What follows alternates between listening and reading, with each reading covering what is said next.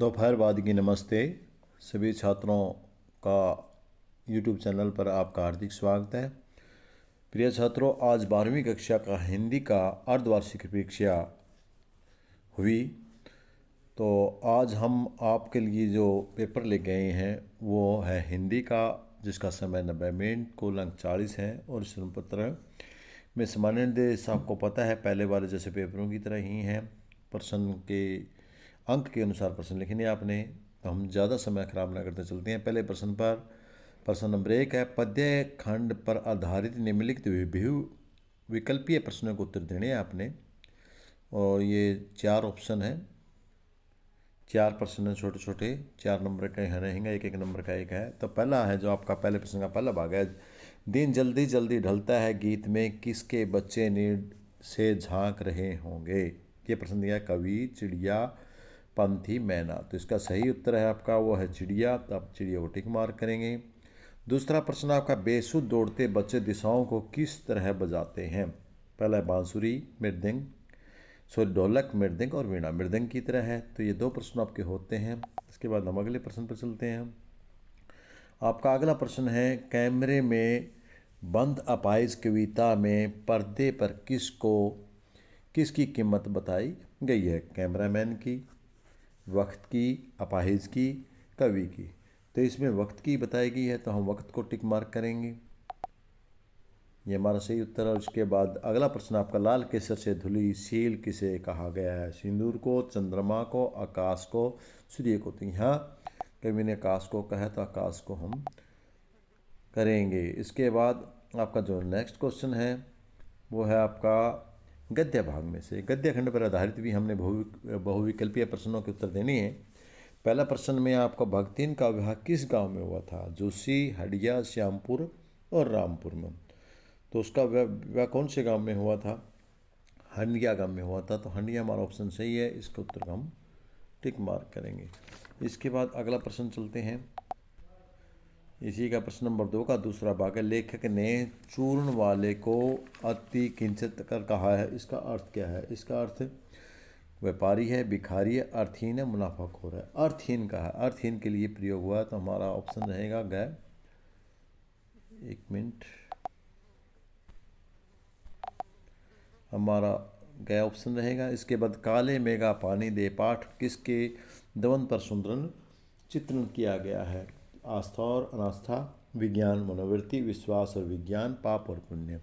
तो ये हमारा 4 ऑप्शन दिए हुए हमारे, इसमें चारों में से हमने देखना है। देखिए इसमें दिखाई नहीं दे रहा थोड़ा, और मैं आपको दिखा देते हैं अच्छे से।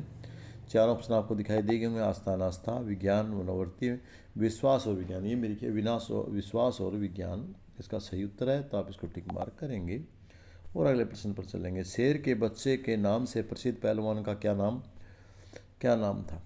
तो इसमें बादल सिंह, सूरज सिंह, चांद सिंह, हवा सिंह। तो इसमें चांद सिंह था, तो हम चांद सिंह को टिक मार्क करेंगे। और अगला प्रश्न 5वां, शीर्ष के फूल नामक कविता पर कालम ए को कालम ब से सुमेलित करना है आपने। इसमें देखना है किसके साथ है। पहला है आपका इक्षुदंड। ये किसका होता है इक्षुदंड। दूसरे के साथ, गन्ने को बोलते हैं इक्षुदंड। तो इसका मिलान इक्षुदंड का दूसरे के साथ मिलान करें।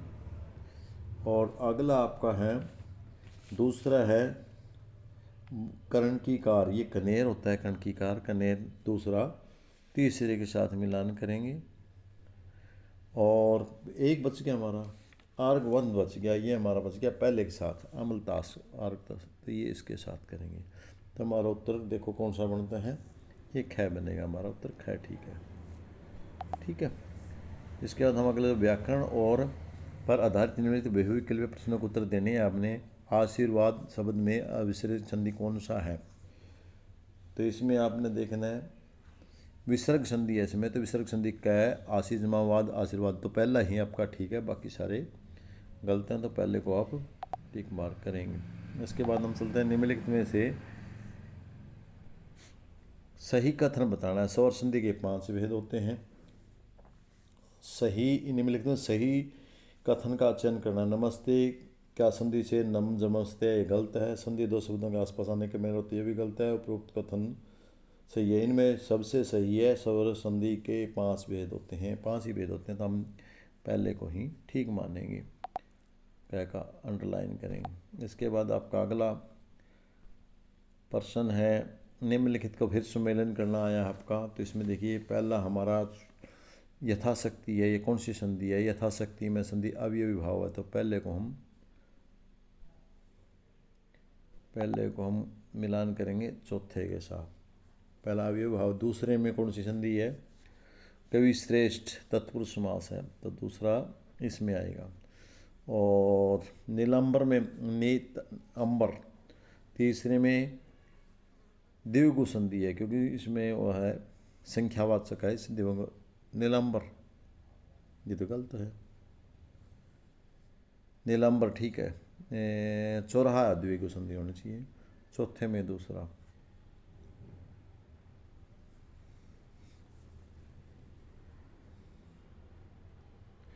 इस प्रश्न में थोड़ा डाउट लग रहा है मुझे। पहले प्रश्न में ठीक है, अविभाव शक्ति के यथाशक्ति शक्ति के अनुसार अविभाव समास है। कवि श्रेष्ठ जो कवि श्रेष्ठ है, तो तत्पुरुष समास दूसरे में ठीक है, तत्पुरुष समास हो गया। और नीलांबर में कर्मधारय है, इसमें ये हो गया। और चौराहा में द्विगु समास हो गया। तो आपका पहले में चौथा, दूसरे में तीसरा, और तीसरे में दूसरा, और चौथे में ये आपका गय हो गया। आपका मेरे हिसाब से क्या होता है, बाकी आप देख लेना, आप अपनी भी संतुष्टि कर लेना। मेरे पास केवल 5 मात्र एक पेन, वाक्य शोधन ये गलत लिखा हुआ है, तो यहाँ मेरे पास मात्र एक पेन है, यही वाक्य ठीक है। बाकी मात्र पेन मेरे पास है, पेन मेरे पास है, सारे के सारे गलत हैं। तो आपका आंसर क्या ठीक है, इसको क्या करें?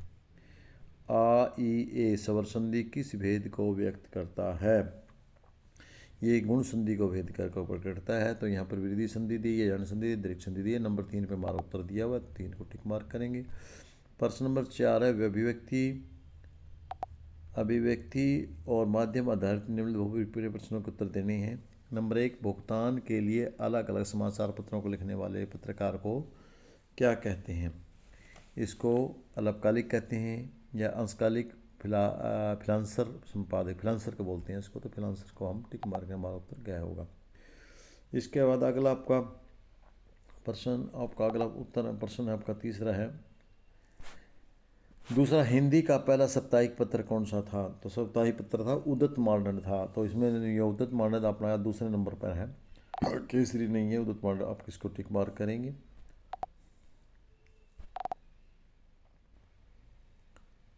इसको करेंगे। और फीचर का उद्देश्य क्या है? फीचर का उद्देश्य मनोरंजन करना भी होता है, ज्ञानवर्धन करना भी होता है, मार्गदर्शन करना भी होता है, इसका मतलब सभी है। तो हमारा गह उत्तर होगा। 5वां, आदर्श जीवन के मूल्य पर आधारित बहुविकल्पीय प्रश्न आपने बताने हैं। इस प्रश्न का उत्तर आपने देना है। तो पहला है हमारा, जीवन पथ पर सफलता के लिए क्या जरूरी है? जीवन पर सफलता के लिए स्वस्थ, शांत और स्थिर मन की जरूरत होती है। इसलिए हमारा पहला उत्तर ये, एक मिनट ऊपर उठा लेते हैं प्रश्न को। तो जो प्रश्न दिया हुआ है, स्वस्थ, शांत, स्थिर मन, बलशाली लोगों का साथ, सोशल मीडिया की जानकारी, फास्ट फूड का सेवन, सारे गलत। पहला ठीक है, हमारा क्या ठीक है, तो हम क्या को ही टिक मार्क करेंगे। कार्य कुशलता में लाए कुशलता पाठ के आधार पर जीवन की सबसे बड़ी संपदा क्या है?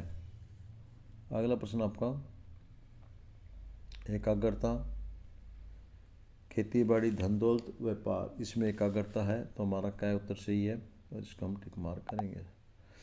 तीसरा है, कौन सी शक्ति शाश्वत है? आकाश, परमात्मा, पृथ्वी, राजनीति। तो परमात्मा शाश्वत है, तो हम परमात्मा को करेंगे। अब वर्णनात्मक प्रश्न है आपका, छठा, समाचार पत्र कैसे लिखा जाता है? इसका उत्तर मैं आपको पीछे पेपर के अंत में लिखित में दे रहा हूँ, उनको देख लेना। इसका सभी प्रश्नों के उत्तर आपको मिल जाएंगे वहीं पीछे। तो इसके बाद आप चलते हैं, आगे चलें, आगे चलें, आगे चलें, दौड़ते जाएं। पठ्या पढ़ा। 8वां प्रश्न आपका, आज के डिजिटल युग में मोबाइल फ़ोन और सोशल मीडिया हमारे जीवन का अविभाज्य हिस्सा बन चुके हैं। जहाँ तक ये इस तरह से ज्ञान जानकारी लाभ देते हैं, वहीं इनका दुरुपयोग और दुष्परिणाम का भी चिंता है, इसका विषय बन गए हैं। छात्र घंटों तक इन्हीं प्लेटफार्मों पर सर्फिंग करते रहते हैं, जिससे उनकी पढ़ाई और शारीरिक स्वास्थ्य खासकर नकारात्मक असर पड़ता है। युवाओं में ऑनलाइन गेमिंग की बढ़ती लत और उसके वास्तविक जीवन संपर्क से दूर कर रही है, जिससे अकेलापन और अलगाव की भावना बढ़ रही है। इसके अलावा साइबर बुलिंग, गलत सूचनाओं का तेज़ी से प्रचार, व्यक्तिगत डाटा की चोरी जैसे खतरे बढ़ गए हैं। बट लोग इनसे जुड़े हुए हैं। लोग अपने रिश्तों और प्रत्येक सामाजिक मेलजोल को नज़रअंदाज का अभ्यासी दुनिया में खोए हुए हैं। इसका परिणाम अक्सर तनाव, चिंता, डिप्रेशन जैसी मानसिक स्वास्थ्य समस्याओं के रूप में सामने आता है। यह अत्यधिक महत्वपूर्ण है कि हम इन तकनीकों की जिम्मेदारियों का उपयोग करें और इन संभावित नकारात्मक प्रभावों के प्रति जागरूक रहता है कि हम इनका लाभ उठा सकें और इसके विनाशकारी परिणामों से बच सकें। सबसे पहला प्रश्न आपका, मोबाइल फ़ोन और सोशल मीडिया के दो मुख्य लाभ बताने हैं। पहला लाभ है जल्दी। पहला आपका लाभ इसमें से देख के लिखना था। तो पहला तो आपका डिजिटल युग में मोबाइल फ़ोन हमारे जीवन को ये है, यहाँ से लेके अंडरलाइन कर देता हूँ मैं आपको, यहाँ से लेके पहला प्रश्न आपका त्वरित जानकारी, ये प्रश्न नंबर 1 का उत्तर है आपका। आगे दूसरा प्रश्न आपका,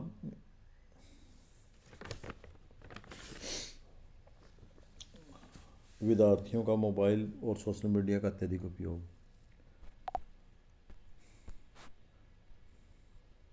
अत्यधिक मोबाइल और सोशल मीडिया अत्यधिक का उपयोग का नकारात्मक प्रभाव क्या पड़ा, हम इसको प्रश्न जानने का प्रयास करेंगे। इस पर प्रभाव पड़ा है, उनकी पढ़ाई पर भी पड़ा है। ऑनलाइन गेमिंग, साइबर गलत सूचनाओं का प्रभाव पड़ा है इसमें, ये है उनका। तो ये आपका आ गया उनकी पढ़ाई पर, शारीरिक स्वास्थ्य पर। उनकी पढ़ाई, शारीरिक स्वास्थ्य, खासकर नींद पर नकारात्मक असर पड़ा है।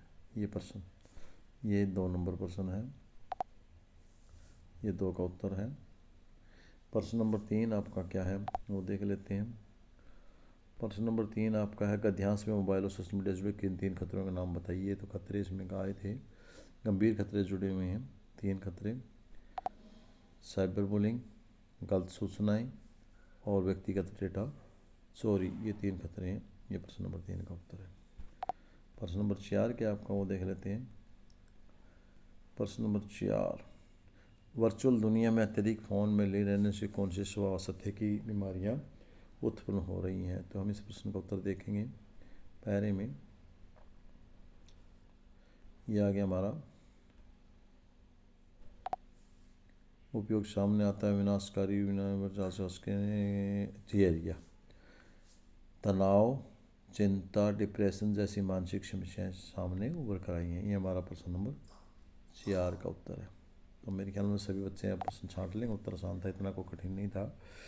इसके बाद अगला है हमारा अथवा में था ये पोइम का था, देख मानव तो क्यों आज बनाए सृष्टि का सहारा का जो दान में मिला, उसका पवन तू कर, उसका प्रतीकार नदियाँ सूकर, यह पर्वत रोते हैं वन फून का जबंजर, यह धुआं यह विषाक्त वायु क्यों तू बन बैठा है खंजर, हरियाली की चादर छीन तू क्रिकेट का जाल मुने, मूक पशुओं का हर ले आश्रय, किस मुख से आस्क चुने, पृथ्वी का यह धीमा विस्पान, विनाश का तू कारण है चेतन होकर भी है ज्ञानी, कैसा तेरा आचरण है, जाग अब भी समय नहीं बीता, सुन ले ये प्रकृति की पुकार, कलयुग की मधा मुरझाया सूखे वृक्षों की कतार, अगर बचना है जीवन तो लौटा दे इनका वही मान, संस्कृति का गौर फिर जाके पाएगी संभव।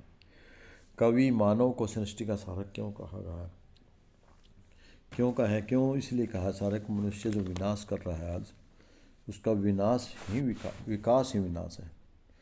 मनुष्य जो विकास कर रहा है, अत्यधिक विकास है, अत्यधिक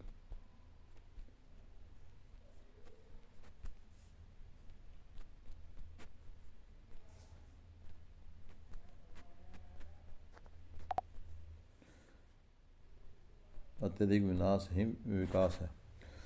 दूसरा, पद्यांश में प्रकृति ने किन तत्वों का दोहन किया है। आपकी कविता में आया था नदियाँ, पर्वत और वातावरण,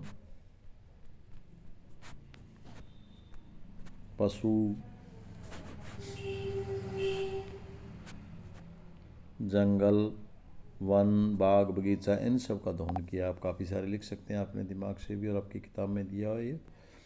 कंक्रीट का जाल बोने और मुख पशुओं का हर ले आश्रय, इन पंक्तियों में आपका क्या अर्थ है? इन पंक्तियों से अर्थ है कि आपका जो धरती है वो पथरीली हो जाएगी, धरा पथरीली हो जाएगी और पशुओं की हत्या का जो कारण है से प्रकृति के कारण, मूक पशुओं का वृक्षों के काटने का कारण। चलो मैं लिख देता हूँ, वृक्षों के काटने से धरा पथरीली व पशु रहित हो जाएगी। अगला प्रश्न आपका, कवि के अनुसार पृथ्वी पर विश्वावन किस कारण हो रहा है? इसका क्या परिणाम होगा? चौथा प्रश्न, पृथ्वी का विनाश होगा, इससे क्या परिणाम होगा? पृथ्वी का विनाश, जितना विनाश होगा। प्रश्न नंबर 5 है, कवि अंत में प्रकृति को बचाने के लिए क्या संदेश कर रहा है? जीवन बचाने के लिए प्रकृति बचाना जरूरी है। जीवन बचाने के लिए प्रकृति बचाना जरूरी है। अर्थात उसका मान सम्मान वापस लौटा देना चाहिए, अर्थात पहले जैसे हो जाना चाहिए। उसके साथ पशुओं का श्रेय नहीं छीनना चाहिए। तो मुझे उम्मीद है आपको ये प्रश्न अच्छे तरह से हो गए होंगे, छोटे प्रश्न। अब आते हैं हम प्रश्न नंबर आपके जो बड़े प्रश्न थे। प्रश्न नंबर 6 था आपका, तो ये समाचार पत्र लेखन वाला प्रश्न है आपका, जो मैं आपको दिखा रहा हूँ। आपको देखिए, ये प्रश्न नंबर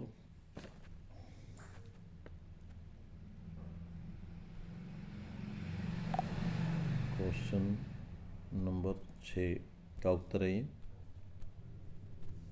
इसके बाद हमें ये प्रश्न नंबर 6 का उत्तर आप देख रहे हैं। शीर्षक, सुगी, इंट्रो, मुखड़ा, ये सब ये इसका अथवा वाला प्रश्न नंबर 6 का अथवा में था, जो आपका अथवा में दिया था वो प्रश्न आपका। इसके बाद हम चलते हैं अगले पर, देख लिया होगा आपने।